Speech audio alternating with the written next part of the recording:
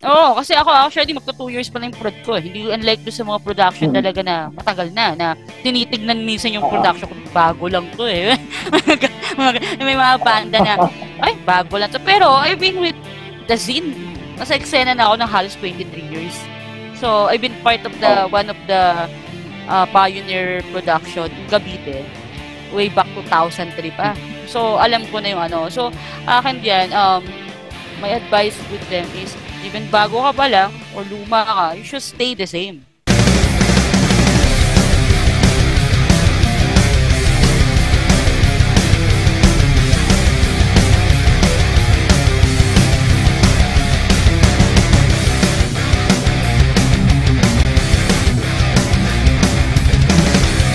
Hello everyone, this is Ian from Reaper Rocker.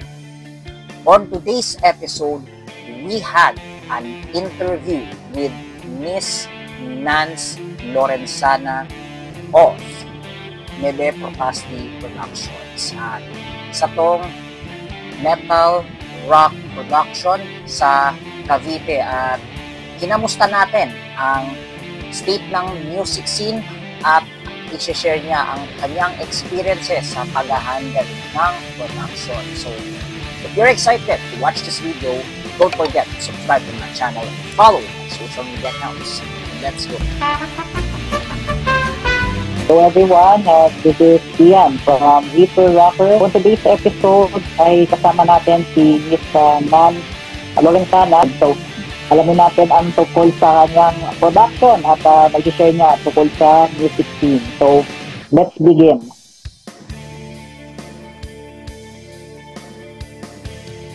Nipropasy is focus sa underground and local metal scene or mga rock local artists na here in the Philippines. So we would like to reach out different local artists, yung mga bago pa lang and then also decades to unite in one gig or in event.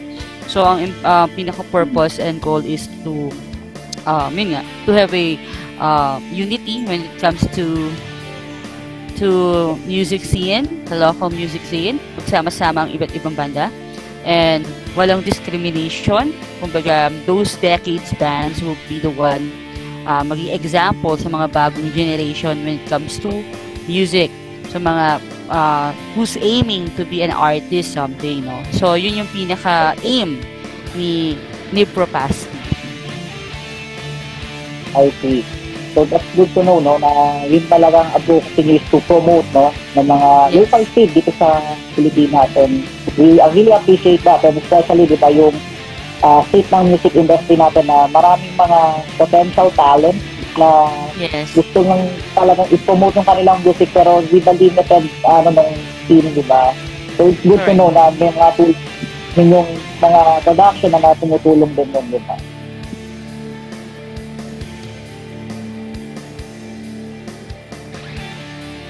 Actually, siguro mga 23 or 3 years ago, talagang part na ako ng production, no, sa music scene in Cavite, which is It's Us, pero production.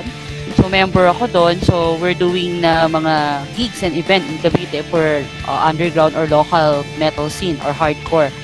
Then, sooner or later, meron rin ako mga parang ano lang na gig na isa-isa lang, hindi talaga focus. Kasi I'm working din talaga. So, 2023, dun nabuo yung production. So, it's more parang magkaroon ng purpose and everything para mag-undergo na ng iba't ibang events, iba't ibang places here in the Philippines or provinces. Yun. I see. Talagang matagal ka na pala sa scene, so talagang alam mo na yung mga ganap. Kung ano talaga yung state ng music dito, di ba? That's good to know. Yes. In relation to, no, what was the best event that na-handle nyo so far sa production nyo? Siguro yung mga provinces tour, no? So, nagkaroon rin kami ng mga more on last year kasi Norte, no? So, nagkaroon lang ng hiatus kasi I get pregnant and nag-deliver ako ng baby recent lang. So, talaga I've been in hiatus for 1 year. But most of likely, mga achievement na nangyari dun is the support of the different media partners and so, mga sponsored by din ng mga iba't ibang mga company na kilala na rin when it comes to the music scene, no? So, ayun. And then, yung makasama mo yung mga ibang mga banda with different genre when it comes to rock or metal. Yun yung nangyari. And then, in relation dun sa question na yun, since you mentioned that, di ba, ang mga sinusuportahan ninyo sa rock and metal, are there any chances na nagkaroon ng parang division or some sort like conflict between rock, metal, tsaka yan, hardcore scene? Nagkaroon ba yun sa inyong production or wala naman? Wala. Yun nga yung purpose ng production is to have a unity with different genre. Kasi when it comes to metal, ang daming genre rin ng metal. May black metal, death metal, thrash metal. So, sa hardcore, post-core, post-hardcore, hardcore, grindcore. So, ang dami, no? Ang dami. May punk din, may hardcore punk, may post-punk. So, ang dami-dami. So, ang yung purpose talaga ng production is to unite. Natin hindi yung magkaroon ng separate hardcore lang kami. Kung metal kami, metal kami. So, kumbaga, each of artists will appreciate both skills and talents ng bawat isa. Yun yung pinaka-purpose ng production ko talaga.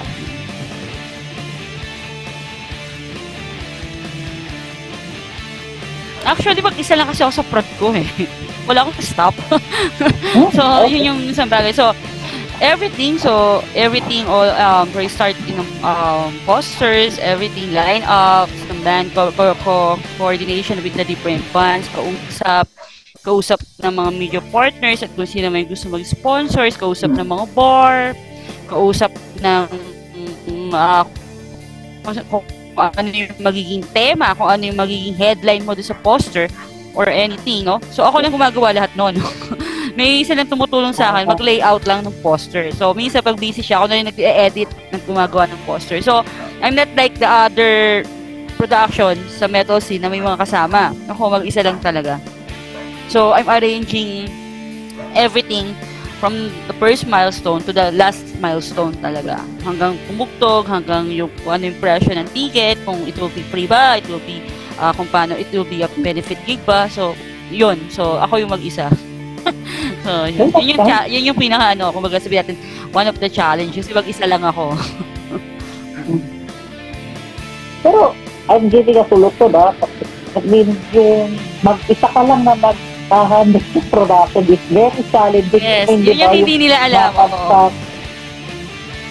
Diba? Saka yung, diba, nagkaroon ka ng encounter like yung mga bands na gusto nila sila magpauna tapos yung maa-adjust yung schedule. Yes, we do have that.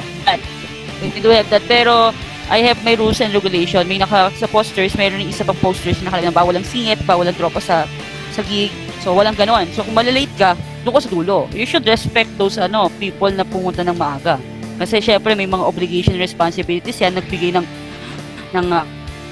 time and effort to go there early. Tapos ikaw malilate sa time schedule mo. You should go out. Kumbaga, maging professional ka pa rin. Because you're a musician artist, you should be professional pa rin.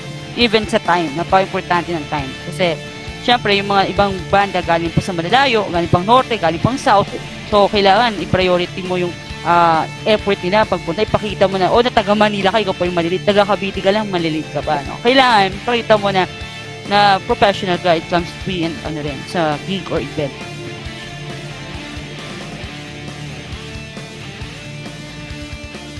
Siguro yung pinaka, bago maghayat, actually, Cebu eh. Kasi meron talaga ako last year, 16 tour, probinsya. So, may mga Bacolod doon, Jensen. Hindi nga tuloy kasi I have I need to, naging pregnant ako, no? So, yung pinakamalayo that time is Zambales, Tacloc, Linggudo to Quezon. Yun yung mga time na yun, Norte. So, na-stop lang kasi I get pregnant. But, naka-line up dati sa amin, Bacolod, Jensen, Cebu. Yun yung mga So, this year, I'm planning na sana end of this year or yung year-ender namin is sa Iloilo. Sana or Cebu ulit. Dalawa lang pinagpipilian ko.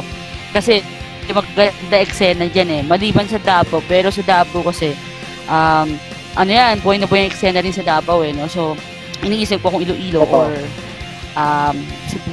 Yung dalawa lang yung pinagpipilian for the year-ender po. I see. Pero suggestion ko maganda sa Iloilo kasi nandyan yung yes. Turbo eh. Ang galing kasi bumili ba ko na banda na talagang naging finalist ng Wacken, di ba? So, hopefully maganda na kung interesting nyo ng eksena sa Iloilo.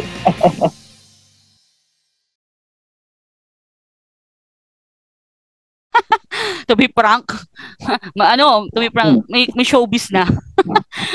There are people, maraming may injitan na, gano'n. Kumbaga, hindi naman tayo dito sa pakilalaanan ng production, pasikatan ng production. Syempre, we need to promote. That's the reason why we need social media. We need media partners like you, sir, di ba?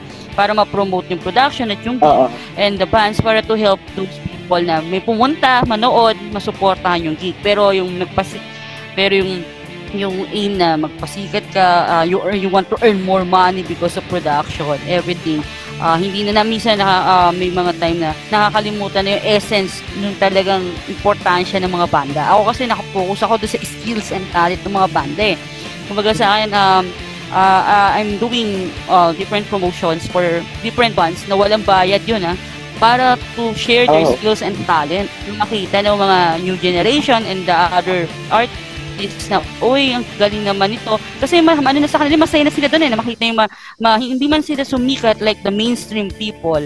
Ma-appreciate sila ng mga co-artists nila or co-musicians nila, how they do play their guitars, their drums, or the bass. Malaking bagay na sa kanila yon.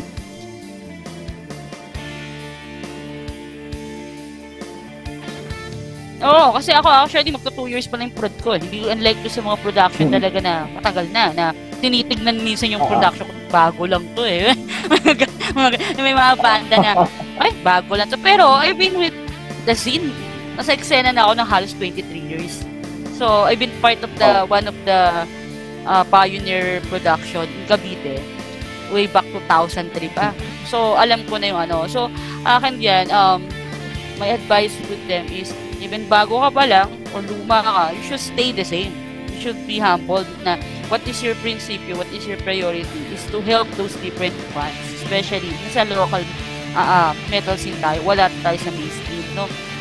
Kung gusto nilang makilala sila, so let them help, let them matulungan natin sila, no?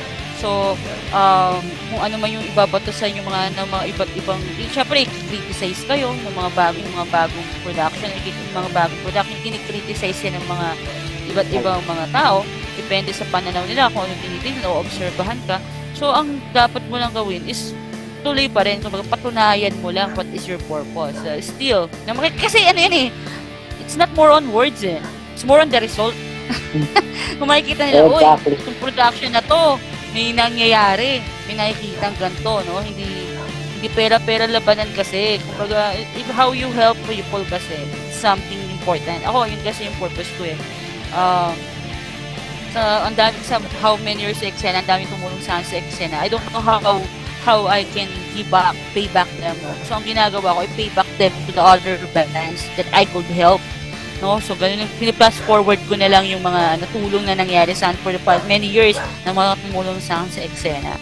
So, yung mga production na bago or aspiring, just do it. So, pwede naman kayong, kumbaga, mag-PM or anything sa mga existing na production kung paano nila ginagawa.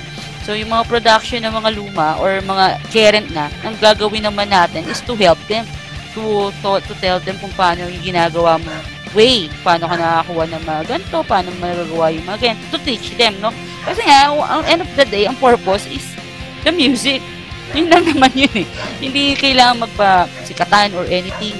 Kasi end of the day or anything, magkakasama pa rin kayo, magkikita pa rin kayo sa Sangkig Kung may gusto kayong bandang dumating dito sa Pilipinas, let's pupunta kayo. Magkikita pa rin kayo So, tulungan na lang. And never ever discriminate and criticize other people, especially if they are new in the scene. Yun yung pumakan. So, kailangan tulungan sila.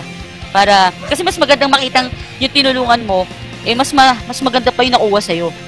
Di ba? Ang galing mangyari, parang ang galing mong inspiration para sa kanila. Nahigitan kanila. So, meaning to say, ang galing mo maganda yung tulong na ginawa mo sa kanila. Yun yung pinaka-purpose. Yun.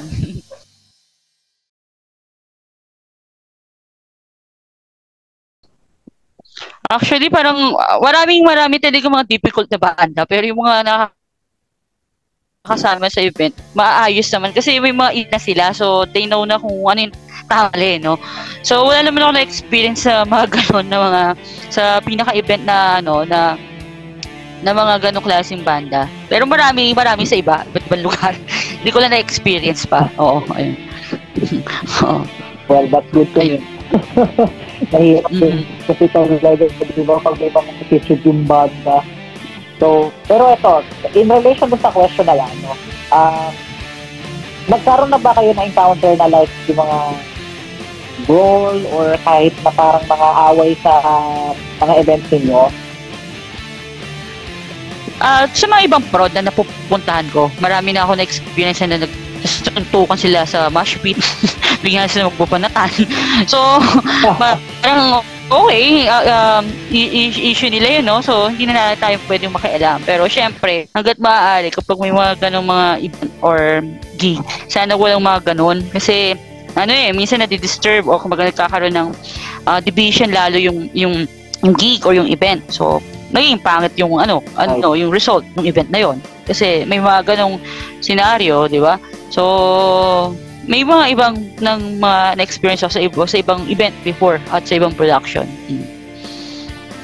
Okay. Pero good thing wala nangyari sa inyo. Kasi nga... walang gano'n. Ako makakaaway nila. Tama ako makakaaway nila. Hindi po pwede sa akin yun, no? At saka... Kung gusto nila mag-away, doon sila sa labas. Huwag sila sa loob ng gig. Oo. Kung gusto nila mag-away, doon sila sa labas. Huwag sa loob ng venue. They can do everything they want, no? Huwag lang sa loob ng venue. Oh. Kasi sa respect sa mga taong umattend, doon sa mga ibang banda rin na umattend. Correct. Ayun. Saka masasabi din mga pusers yung mga ganon, diba? I mean, bakit? Oo, maraming ganon. Yung feeling cool trip pag mga away-away.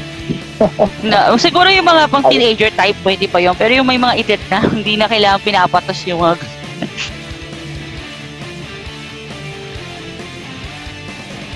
Kaya yung mga ganun, it will be a ladder of hindi siya ganun kadali kasi dami mga kaibigan na musician and artist, no, talagang pumupunta sila sa mga iba't ibang gig na malalayo, effort nila, gastos nila, pagod nila, pero they're doing that just to share their skills and talent, no. So kailangan ganun din yung magiging hindi ganun kadali na pag musician ka, kailangan sumikat ka.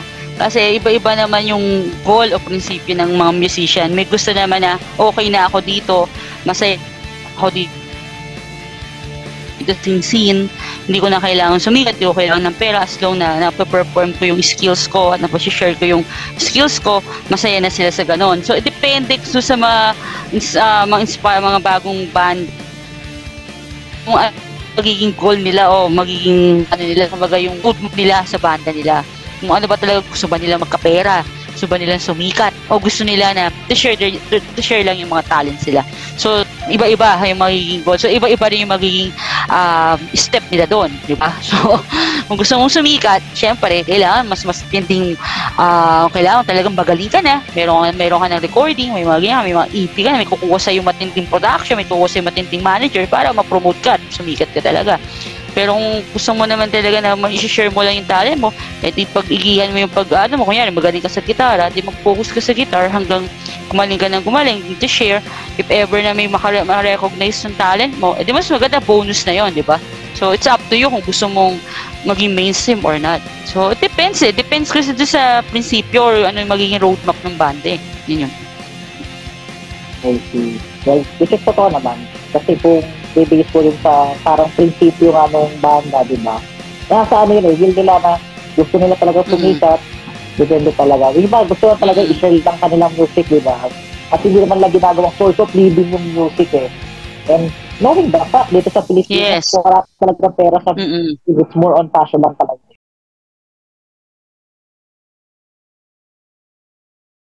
Namin, upcoming gig namin. So, August 28 will na Mare, Manila. And we're going to have also a gig in Cavite, doon sa Pirates Grill, Bacoor.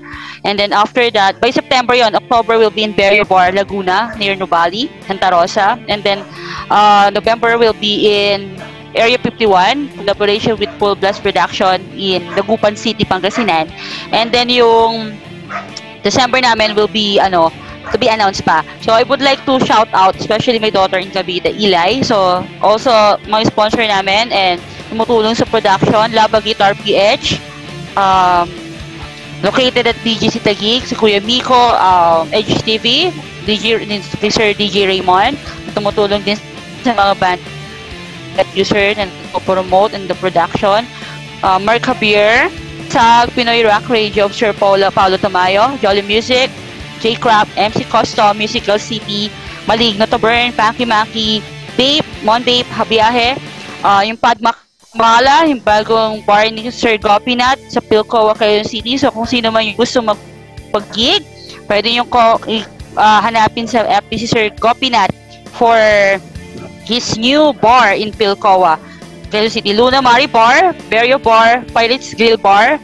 And I would like also to greet yung Elephant Production, Underground Collection, Brotherhood Production, Okasa, Death March Production, Bataan, Kabsat Production of Tarlac, and Bob de Mama of Laguna, Proste Clothing, and Babe, The Bakery, Rimshot Drumstick, owned by Sir Aldrin Alcantara, Post Outdoor, and Kayumanggi Outdoor. Ang konti, sir, no? And then, again, sir, I would also like to announce, pinapan na rin na August 30, merong tribute gig ang Full Blast Production sa Dagupan, Pangasinan, for Black Sabbath. Okay. So, attending kayo dyan. Ayan.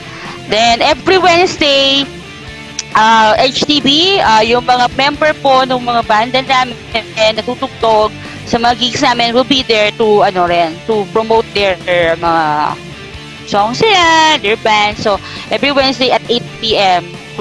from kay HTB. And then ayun, sir. Thank you so much, sir, for giving us the opportunity sa vlog mo, Reaper Rocker. And we really wish you more power, and sana yung mga ibang bands din willing, gustong-gusto, sinabi nga nila, ma'am, gusto rin namin ma-feature sa Reaper Rocker. So I told them that okay, wag kayong mag-alala, I will tell to sir para magkaroon ng schedule that with the different bands naman for them to promote their songs din, kung meron sila mga gigs, yan, sir. Of course. Well, welcome kayo dito sa Reaper Rocker, and talaga that's my objective na promote ng mga iba't ibang artists dito sa local scene. And syempre yan, yung mga production, yung ma-strengthen natin ang Pinoy local scene. So, looking forward din na makakausap sila ang mga banda nyo. And yun, I would like also to thank you, Miss Nan, for having us for this interview. And yes. I know that marami rin ako natutunan at pulutang aral sa kalagayan nyo ng music scene sa Pilipinas. And hopefully, sana with your advocacy and our advocacy na supporta ng bawat musikero, na hopefully na sana wala na mga division ng mga music, sana lahat everything united, diba? Alright, so that was all for the video for today. Let me know in the comment sections what's your thoughts on this interview. Feel free to comment down below, and I would like to thank again Miss Nance for having us for an interview, and thank you as well for sharing all of your thoughts about the state of our music scene and about handling the production music scene. So we'll see you again in the next episode of Reaper Talks. This is Kian signing off. Rock on, Philippines.